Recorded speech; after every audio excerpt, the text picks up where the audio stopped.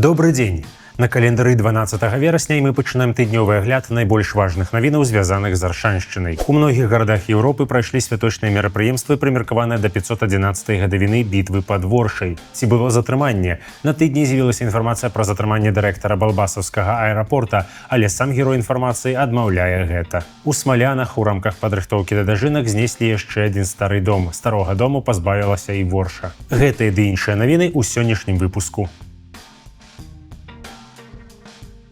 8 верасня – дзень, калі наш горад узгадваюць у многіх краінах Еўропы. Звязана гэта з бітвай пад Воршай, якая адбылася ў 1514 годзе і з'яўляецца прыкладам неймавернага гераізму на вайне. Сёлета 511-ю гадавіну бітвы адзначылі як мінімум ва Ўкраіне, Літве і Польшчы. У Беластоку і Шчэціне свае мерапрыемствы арганізавала мясцовыя беларусы у выглядзе вулічных акцыяў з выступамі на тэму гісторыі. Ва Ўкраіне праводзіўся шэраг сустрэчаў. Адна з іх прайшла ў Кіева-Пячорскай лаўры, дзе пахаваны гетман, чыя геніяльнасць прынесла перамогу, Канстантин Астроскі. Галоўнымі ўдзельнікамі мерапрыемства сталі беларускія ваяры з палка Каліноўскага, але прысутнічалі і госці з іншых краінаў. Сваё віншаванне з нагоды знакамітай бітвы запісала кіраўніца аб'яднанага пераходнага кабінету Святлана Ціханаўская. Найбольш відовішчныя мерапрыемствы адбыліся ў Вільні. Тут ужо стала традыцыяй сімвалічна аднаўляць праход пераможцаў па старых вуліцах горада. Вайсковы аркестр і рота ганаровай варты са сцягамі праходзяць ад вострай брамы да кафедральнай плошчы. Такім чынам паўтараецца шлях, якім прайшоў Канстантин Астроскі з войскам,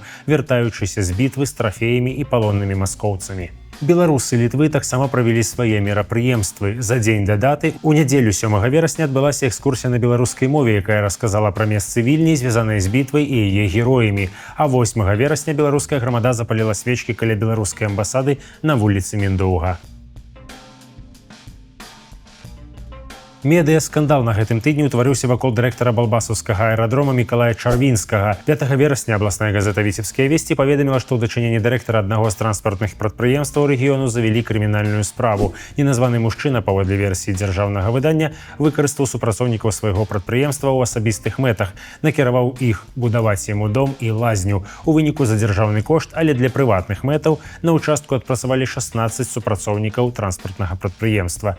У панядзелак тэлеграм-канал «Віцебскія гуляю» супаставіў дату нараджэння ананімнага чыноўніка з датай нараджэння кіраўніка аэрапорту, ды прыйшоў да высновы, што з вялікай імавернасцю гэта адна і тая асоба. Былы вайсковец, а цяпер намеснік кіраўніка прадпрыемства «Нацыянальны аэрапорт Менск» і начальнік аршанскага філіялу гэтага прадпрыемства Мікалай Чарвінскі. Інфармацыю апублікавалі некаторыя іншыя выданні, але сайт «Зеркала», створаны былымі супрацоўнікамі Тутбай, паспрабаваў дазваніцца да самога героя публікацыі. У кароткай размове Чарвінскі сказаў, што ў яго ўсё ў парадку. Дарэчы, тэлефанавалі яму на працоўны нумар. Тым не менш, аўтары каналу «Віцебскія гуляю» настойваюць на слушнасці сваіх высноваў і вечарам таго ж дня апублікавалі матэрыял, у якім спаслаліся на неназваную крыніцу, якая пацвердзіла крымінальную справу супраць кіраўніка балбасаўскага аэрадрома.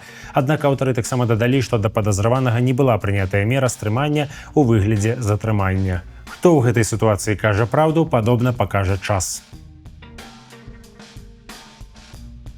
Смаляны страцілі яшчэ адзін каштоўны будынак. Сёлета ў вёсцы павінны адбыцца дажынкі раённага маштабу, у сувязі з чым там зараз ідзе ўпарадкаванне. Яшчэ калі толькі было абвешчана пра правядзенне тут дажынак, краязнаўцы затурбаваліся. У беларускай практыцы так званае ўпарадкаванне азначае знос старых будынкаў і размяшчэнне тыповай пліткі на ходніках. У іншым выпадку гэта, мабыць, і не было б праблемай, але смаляны каштоўныя сваёй унікальнасцю. Тут шмат старых дамоў, старажытны замак, хай сабе ў выглядзе руінаў, прыгожы касцёл, і іншыя помнікі архітэктуры. Нават пры тым, што помнікі ў дрэнным стане, вёска прыцягвае турыстаў, якія хочуць пабачыць тое, што перажыло войны камуністаў і крэпкіх хазяйственнікаў. У рамках падрыхтоўкі да дажынак смаляны страцілі ўжо некалькі каштоўных будынкаў. Будынкі гэтыя не былі пад адмысловай аховай, але ўсім ім было каля 100 гадоў, а значыць, яны мелі арыгінальную архітэктуру. А галоўнае, стваралі архітэктурны ансамбль. У канцы мінулага тыдня ўлады вырашылі знесці яшчэ адзін дом, які да пары спрабавалі прадаць прадаць з аўкцыёну.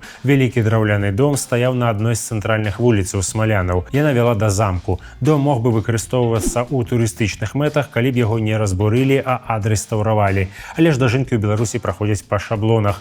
Замест аднаўлення брукаванкі тыповая плітка. Замест рэстаўрацыі танныя рамонты сацыяльных аб'ектаў. З невялікіх дасягненняў пры падрыхтоўцы дажынак. Стварэнне тыпавых пляцовак для дзяцей і спорту, якія немагчыма назваць арыгінальнымі. Гэта аб'екты, якія і так мусяць быць ва ўсіх мясцовасцях, не замест гістарычнай архітэктуры, а разам з ёй. А Ворша тым часам страціла найстарэйшы драўляны будынак, які датаваўся другой паловай 19 стагоддзя. Дом стаяў на вуліцы Леніна 165, але яго не пашкадавалі пры падрыхтоўцы пляцоўкі для новага шматпавярховага будаўніцтва. Дом перажыў дзве ўсесветныя вайны, рэвалюцыю і мноства іншых падзей, аднак улады не спрабавалі яго адрамантаваць і захаваць, не ўнеслі ў спіс гісторыка-культурных каштоўнасцяў. 6 верасня дом знеслі. Гэты тыдзень не абышоўся без надзвычайных здарэнняў. У вёсцы Новая Вільянава Шклоўскага раёну на пажары ледзь не загінуў 59-гадовы мужчына. Ратавальнікам патэлефанавала ўладальніца дома, якая змагла самастойна выйсці з будынка, але ўнутры стаўся заблакаваным яе 59-гадовы сужывец. Мужчына хварэў і праз сваю хваробу не мог перасоўвацца самастойна і, адпаведна, выйсці з пажару. Пры гэтым памяшканне было моцна задымленае. У выніку неасцярожнага курэння загарэлася пасцельная бялізна, а такі пажар заўсёды выклікае шмат атрутнага дыму. Хаця ратавальнікі вынеслі мужчыну, а пажар патушылі, пацярпелы паспеў надыхацца дымам і яго давялося шпіталізаваць. Яшчэ горшае здарэнне адбылося ў Лёзненскім раёне. Двое маладых хлапцоў у канцы мінулага месяца паехалі па вёсцы на матацыкле і палічылі, што шалома яму такой паездцы не спатрэбіцца. За стырно сеў 21-гадовы хлопец, які нават не меў правоў. На адным з паваротаў ён не даў рады з кіраваннем і матацыкл вылецеў з дарогі. Сам кіроўца атрымаў лёгкія пашкоджанні, а вось ягоны 18-гадовы пасажыр атрымаў траўмы больш значныя, настолькі, што яго давялося накіроўваць у абласную лякарню ў рэанімацыю.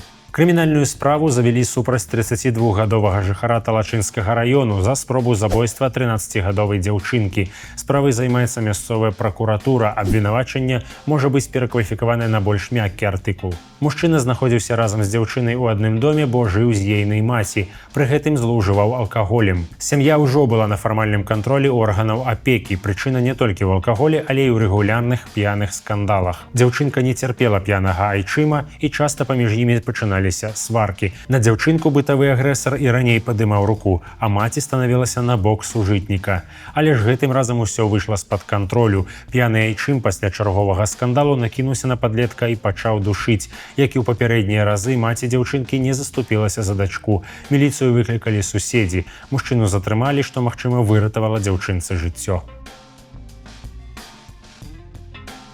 На гэтым наш выпуск падыходзіць да заканчэння. Мы сустраемся ў эфіры праз тыдзень, але калі вы зараз знаходзіцеся ў сталіцы Чэхіі, то можам сустрэцца ўжо на выходных. На фестывалі беларускай кнігі ў Празе выступяць аршанцы.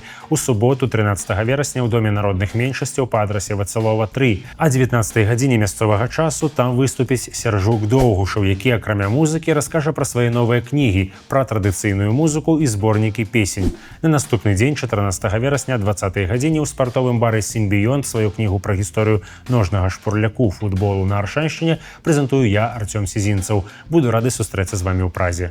Оршэу гэта пра вас і дзеля вас. Слава Воршы ўжо не горша. Убачымся.